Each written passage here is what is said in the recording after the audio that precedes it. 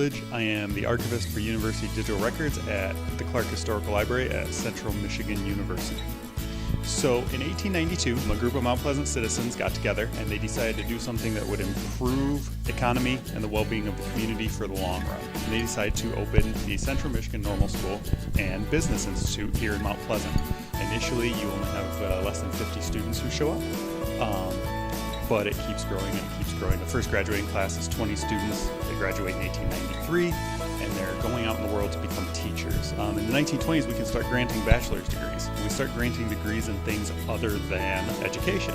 So we start seeing bachelor's degrees in just plain old geography or plain old chemistry.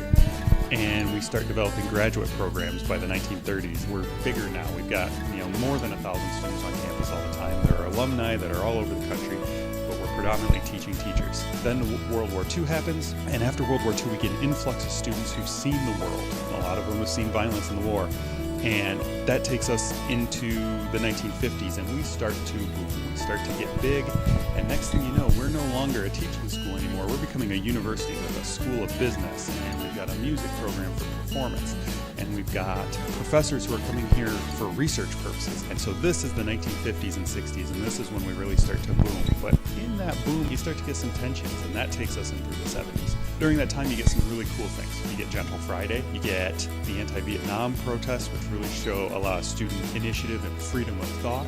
As we get into the 80s, we really consolidate as a university that's producing great teachers still, but also people in other fields.